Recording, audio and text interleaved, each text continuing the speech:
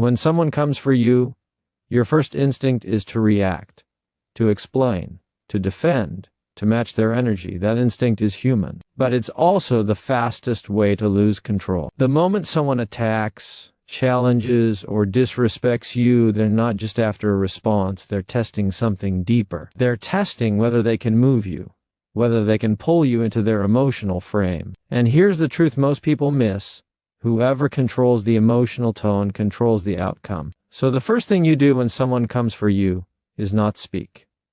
You regulate.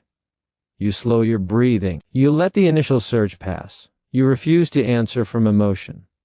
Because once emotion leads, clarity leaves. Most attacks feed on reaction. They grow stronger when they get urgency, defensiveness, or explanation.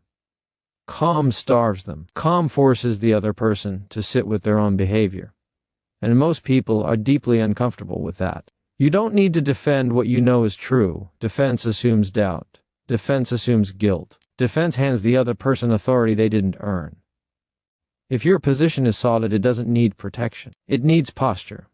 That posture shows up as stillness, as certainty without noise, as words that are few but final. Sometimes the most powerful response is silence. Silence isn't weakness, it's control. It disrupts momentum. It removes fuel. When someone expects reaction and gets calm, they lose footing. The attack has nowhere to land. Silence communicates, "This doesn't reach me," and that message is louder than any comeback. But silence doesn't mean tolerance. There's a difference between staying quiet and allowing disrespect. That's where boundaries come in. A calm boundary ends attacks faster than any argument ever could. Not a speech, not an explanation. A simple, steady line, delivered once, repeated only if necessary. No emotion, no justification, no escalation. Boundaries work because they shift the conversation from conflict to consequence. They don't argue with behavior, they respond to it. And if the behavior continues, you exit. You don't need to win every interaction. You need to leave with your power intact. Staying in a losing dynamic just to prove a point is the real loss. Walking away isn't surrender, it's selection. You choose peace over performance, control over chaos, self-respect over ego. Here's what most people never realize. The strongest people aren't the ones who fight back the hardest. They're the ones who don't need to. When someone comes for you and you stay grounded, speak calmly, set a boundary, and disengage if needed, something shifts. Not just in them, but in you. You stop feeling rattled. You stop replaying the moment. You stop carrying the weight of someone else's behavior. And that's real power. So remember this the next time someone comes for you, don't react first. Don't over-explain. Don't match chaos with chaos. Regulate. Respond with calm. Set the boundary. And walk away with your dignity untouched. Because when you stop giving your energy to people who are trying to take it, you don't just protect your peace, you become untouchable. When something hits you unexpectedly, an accusation, a disrespectful comment, a sharp tone, the body reacts before the mind can catch up. Heart rate rises. Muscles tighten. Thoughts race. In that moment, reacting feels automatic, almost necessary. But that first reaction is rarely your best one. It comes from the nervous system, not from clarity. That's why the most important move when someone comes for you is not to respond immediately, but to regulate first. Regulation means bringing your body back to neutral before you speak. It's the pause between stimulus and response. Without that pause, your words are being chosen by adrenaline, not intention. And adrenaline is designed for survival, not communication.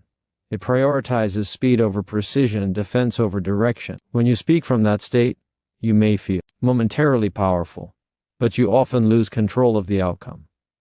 Reacting first hands the other person influence over you. They set the emotional tone, and you follow it. Even if your response is clever or justified, it's still shaped by their provocation.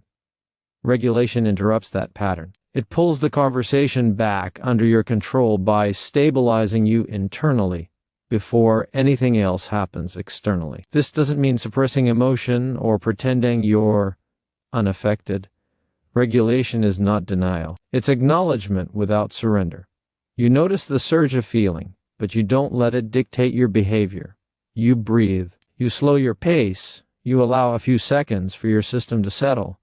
Those seconds are where power lives. Most people underestimate how visible regulation is. Others can feel it. When you don't react immediately, the dynamic shifts. The person who initiated the attack or challenge often becomes uncertain. They expected speed, not stillness. Calm creates contrast. It forces the other person to confront their own energy instead of feeding off yours. Regulation also protects your message. When emotions run high, messages get distorted. Tone sharpens. Words come out harsher or more defensive than intended. Later, you may regret how you said something, even if what you said was accurate. Regulation keeps your message aligned with your values, not your impulses. There's also a long-term effect. Each time you regulate instead of react, you train your nervous system. You teach it that not every challenge is a threat. Over time, your baseline steadiness increases. Situations that once triggered immediate reaction begin to feel manageable. Confidence grows not from dominating others, but from mastering yourself. Reacting first often leads to over-explaining, justifying, or escalating. Regulation opens different options. You might choose to say less. You might set a boundary. You might redirect the conversation. You might decide silence is the strongest response. None of those choices are available when you're flooded with emotion. Another overlooked aspect is self-respect. When you regulate, you communicate to yourself that your peace matters. You don't allow others to pull you into chaos on demand. That internal message is powerful. It builds trust in your own ability to handle difficulty without losing yourself in it. Regulation also changes how others treat you over time. People learn that provoking you doesn't get immediate payoff. They sense that you won't be easily moved. That steadiness often reduces future attempts at control or disrespect. Calm becomes a boundary in itself. This approach requires patience, especially at first. The urge to react can feel overwhelming, but regulation doesn't require perfection. Even a brief pause is enough to shift the trajectory of a conversation. A single breath, a moment of silence, a slower response. These small acts compound. Don't confuse regulation with passivity. You can be firm and regulated at the same time. You can express disagreement without aggression. Regulation gives firmness clarity.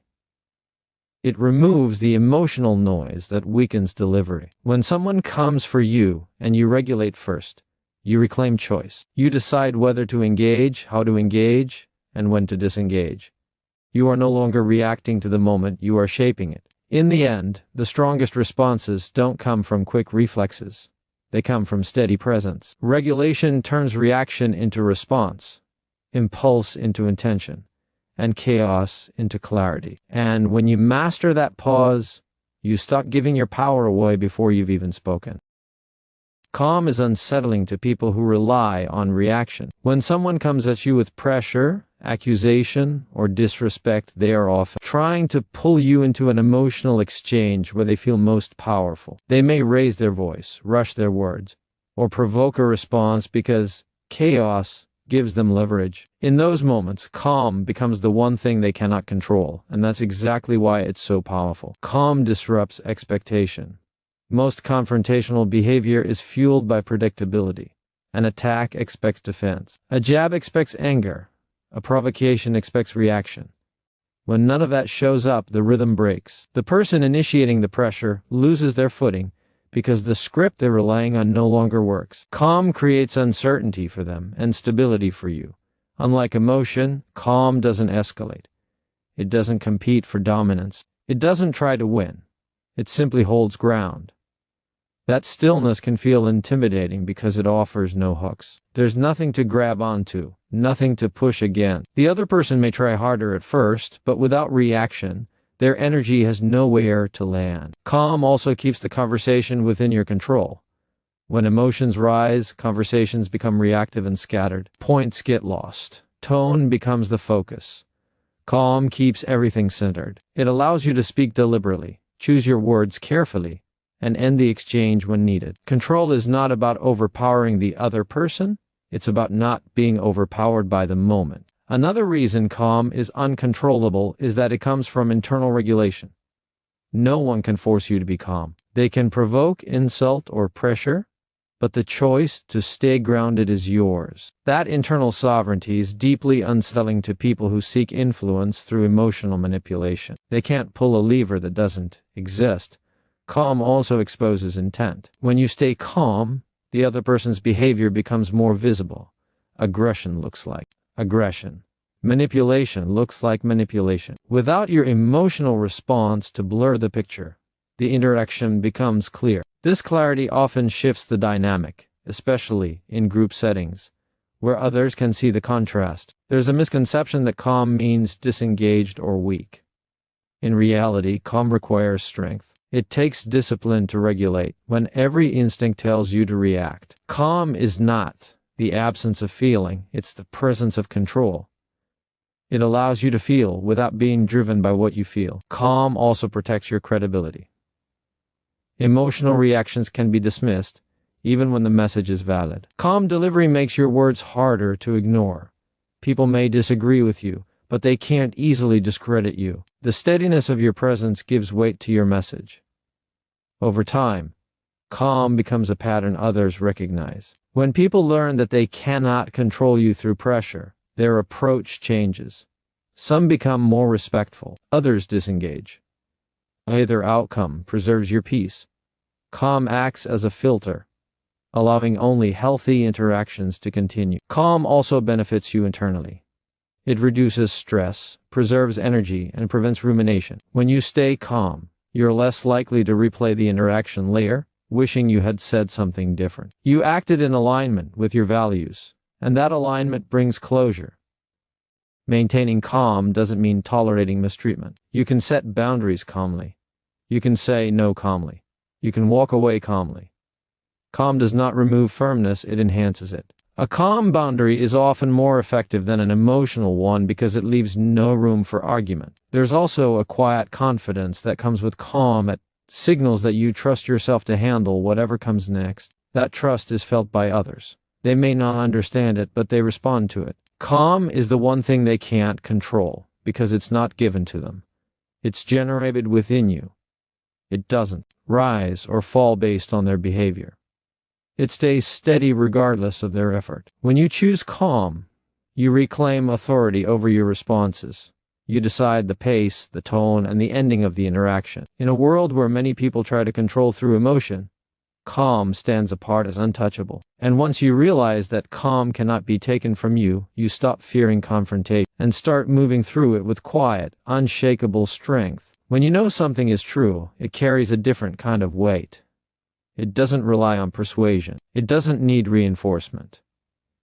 It simply is. Yet many people feel an immediate urge to defend their truth the moment it's questioned. That urge is understandable, but it often weakens the very position they're trying to protect. Defense suggests doubt, even when none exists. Defending what you know is true shifts the power dynamic. It places the other person in the role of judge and you in the role of applicant. Instead of standing in your clarity, you begin explaining, justifying, or proving something that doesn't require proof. The conversation subtly moves from mutual exchange to evaluation. That shift alone can erode confidence and control. Truth doesn't gain strength from argument. It gains strength from consistency. When you defend, you often respond to tone rather than content. You try to correct misunderstandings immediately, which can pull you into side debates that have nothing to do with the core issue. Before you realize it, you're arguing points you never intended to discuss. Another cost of defending is emotional exposure. Defense is usually driven by the desire to be understood or validated. That desire can make you vulnerable to manipulation. People who sense this may continue questioning or provoking, not because they doubt your truth, but because the reaction itself gives them leverage. When you stop defending, something interesting happens. The burden of the conversation shifts. Instead of you working